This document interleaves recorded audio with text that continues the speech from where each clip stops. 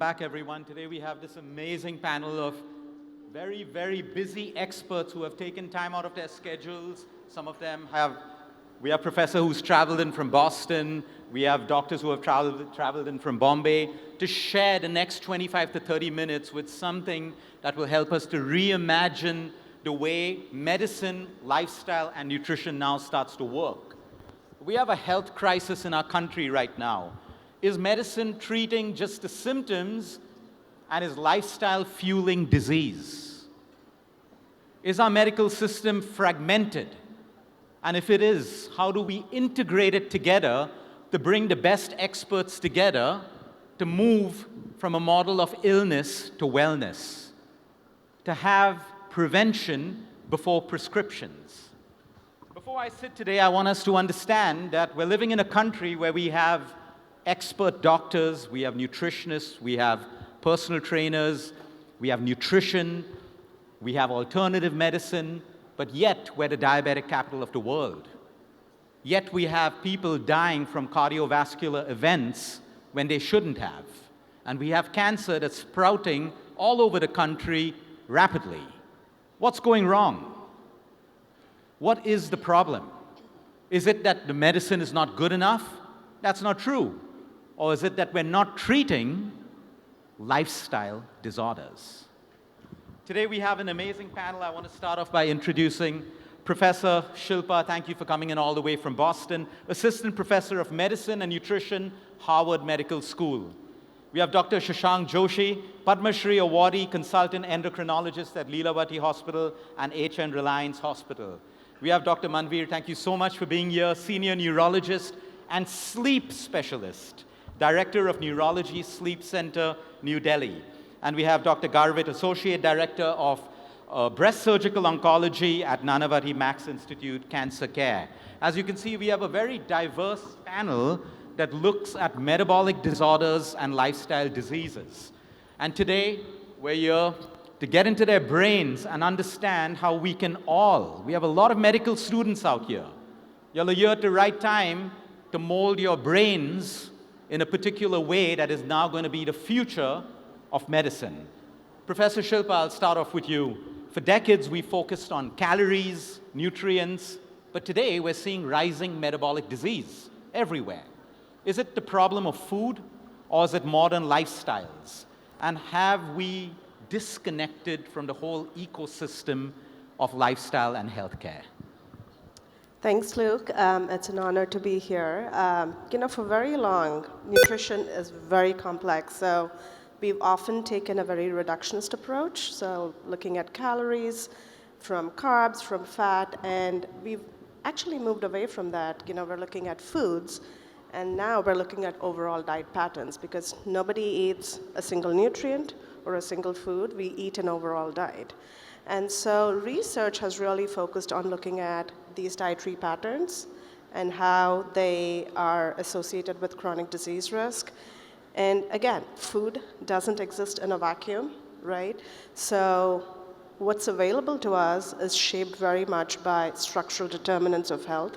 It's something that we talk quite a bit in the public health space. So, along with food, your lifestyle, how much are you moving around? What does your food environment look like, right? If you want to change diet, but the environment is backed against you, you are losing a battle, right? There's no way you can compete with, the big food giants that are pushing, marketing these ultra-processed foods on us. So I think we need to take a more systems-level approach to NCD prevention. And absolutely, diet is very central to that. And of course, lifestyle, sleep. When we're in a better mood, we tend to eat healthier as well. So I think it's time for us to move away from a simple calories in, calories out, carb counting, to looking at what does my plate look like? Is it filled up with the foods that are protective? What does my overall dietary pattern look like? Absolutely. Thank you so much for that. And we also want to use the NXT platform, which is a platform for brainstorming new ideas. You mentioned the beautiful word ecosystem. While we need an ecosystem, as a country, we also need cleaner air, cleaner water, and we need to break this cycle of adulteration of food, which is also affecting our health in a big way. And because we have so many powerful minds at this session, we're hoping that these problems will eventually be solved for our country and our people. Dr. Shashank, such a pleasure to have you here. India is called the diabetic capital of the world. I know you hear this all the time. Is it purely genetic, or are we witnessing the consequences of rapidly changing lifestyles and food habits? So, Luke, thank you for having me here, and congratulations to you and Kartika Sharma ji for this wonderful conclave. Unfortunately, we are the world's capital of diabetes, but we want to be the diabetes care and the prevention capital of the world. And you asked a very pertinent question, do we blame it all to our genes? Probably the genes load the gun, but the lifestyle pulls the trigger. So if your father or mother both have diabetes, your likelihood of getting diabetes is 90%. If one parent, it's 70%. One relative, it's 40%. But you can prevent it by appropriate lifestyle. And we are having the perfect storm. Because as we become affluent, and I call this affluenza, not the influenza, because we are in the NCD explosion, clearly as we become affluent, we become sedentary and we become physically inactive. And then we are exploded with this entire spectrum of ultra-processed foods, which are wrong foods. We eat too much. There is calorie bombs all over. And I'm mindful that, we have barriers between food for all of you all in the audience and everybody around. But clearly we eat too much. We are eating too much of carbs and fats, too little proteins. We are physically inactive. Today is the World Sleep Day, and we have a world expert in sleep here. We sleep less. We are always stressed out. So we are actually, lifestyle is pulling the trigger in a perfect storm, which is not only making us put on weight, but is causing type 2 diabetes and insulin resistance. And unfortunately, over centuries, we are blessed. It's a polygenic disease. So we have the genes, the guns loaded, but the trigger is pulled by the lifestyle. And that's really the truth. And therefore, it's very, very important that we go to the root cause. And I think the root cause is in lifestyle. Because even if we are genetically predisposed and disadvantaged, there are two things. One is, on planet Earth, there are 8 billion people. 1.46 billion people live in India. Around 100 million people live with diabetes. 136 million people live with type 2 diabetes. So we are world number 2 right now. But we would like to be the world number 1, as our Honorable Prime Minister said, in care, in prevention, in policy. And I think we congratulate you and your entire team and Kartika ji for this next generation vision. Can we tap our resources and create and build a movement around physical activity, around mindful eating, around appropriate lifestyle, so that even if we are having a genetic disadvantage, can we make a lifestyle change? And small things. Can we sleep a little better? Can we move a little more? Can we do those extra 1,000, 2,000 steps every day? Can we take better breath? So I think it's important that we ensure that we don't pull the lifestyle trigger on a genetically loaded gun of Indians, and we are all thin fat Indians. Unlike our Caucasian brothers and sisters or our African brothers and sisters, we have little extra fat in our body. And that's actually the trigger, because it's going in the wrong sides, like the vessels, the heart, the liver, the kidney. And that's really pulling out all this trigger of the entire NCD spectrum, not just type 2 diabetes, but a little bit of fatty liver, a little bit of heart disease and cancer and so on and so forth. So it's important that we can make a change on the lifestyle so that even if we are genetically disadvantaged, and now we have genomics, we have AI to screen people who are at risk. But even if you know you are at risk, we need to make a change. And who is at risk? Any person who's got a family history positive for type 2 diabetes, or if your waist circumference is more than 90 centimeters for a man, 80 centimeters for a woman, after the age 20 you should start screening. Because for every one person living with diabetes on planet Earth, another person doesn't know that they have diabetes. We don't screen. 50% people don't know that they have diabetes. And in rural India, almost every third person doesn't know that they are living with type 2 diabetes. And they'll end up with complications. So we need a world free from complications of diabetes. We need to detect it early, and we need to be aggressive, but we can even prevent it. And therefore, I think, though we are disadvantaged genetically, which is your question, I think lifestyle triggers make the change. Thank you. Thank you, Doctor, for focusing on lifestyle and prevention. Today is World Sleep Day. How many of you have slept for 8 hours? Put your hands up. Hands up. Anyone slept for 8 hours? 1, 2, 3. I can count these numbers. Anyone slept for less than 6 hours? Put your hands up. Okay, not so proudly, just put your hands up. I'm kidding. Let's introduce you to Dr. Manveer. Thank you so much, a sleep specialist and a neurologist. Doctor, I have a question for you. India is increasingly sleep deprived. We can see these repercussions in medical reports. Like you can look at a report today and tell how much a patient has slept. How serious is chronic sleep deprivation as a driver of disease? And what is the one habit that we should first fix meaningfully if we want to improve our sleep and hence our health? Thank you so much, Luke. And I think it's wonderful to talk about the disorders or issues which we can come up with the lifestyle modification. And yes, sleep happens to be, we talk about the 3 pillars of health: nutrition, exercise, and sleep, but the sleep specialists say it's the foundation. So if your sleep is good, you will make what is called as good choices for eating, and you will also get motivated to walk. So that's one thing that we always like to say. Sleep deprivation, and I think he has already given a good demonstration by the number of hands which went up. So less than 6 hours per night on a regular basis is called sleep deprivation. How does it impact the health? And I think we'll start with the younger people. What does it impact them? And then we'll talk about the other issues, because that's more pertinent to them. A lot of people talk about this word which has become very popular called as the brain fog. So it kind of came up during COVID, it came up a lot during post-COVID, and it was thought, is it like a neurological symptom of something called as post-COVID? But we do know that sleep deprivation causes this brain fog. And for the youngsters here, they know, or they understand that word, that basically your concentration, ability to focus, creativity, productivity, everything is impaired. So they say they sit at a workplace, but they're not able, they know that that's not their best that they are performing. So that's one part of it. Second is, which I want to talk about, especially again to this, pertinent to this population, is emotional liability.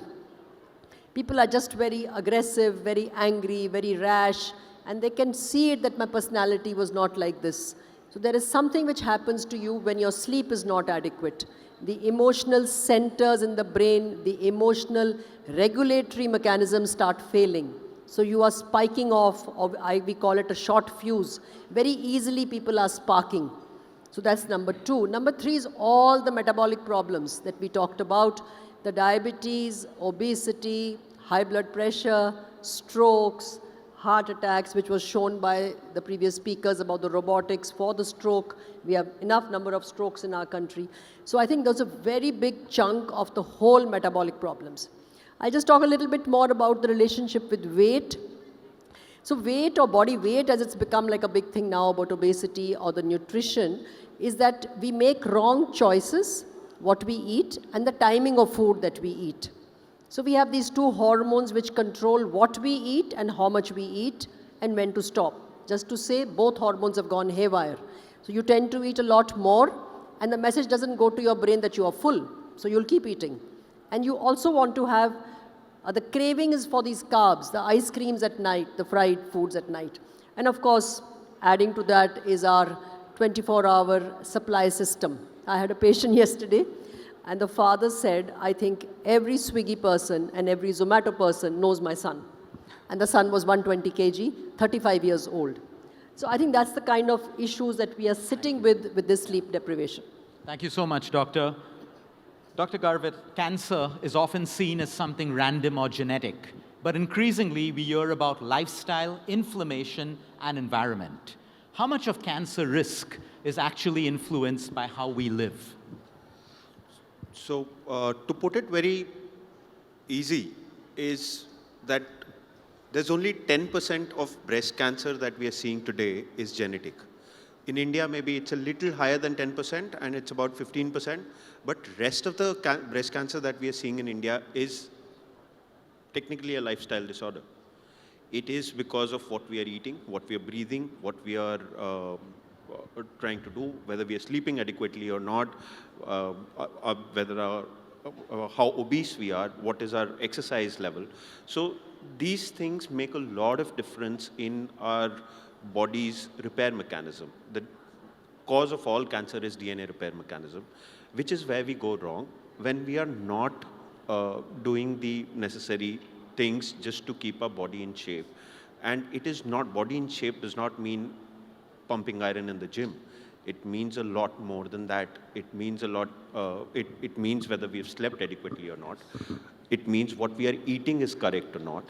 It means whether we've been able to calm our mind and whether we've been able to do whatever is necessary to go through the day in a calm state of mind. And if that does not happen, it increases the risk of all lifestyle disorders, whether it is diabetes, whether it is neurological problems, or whether it is cancer.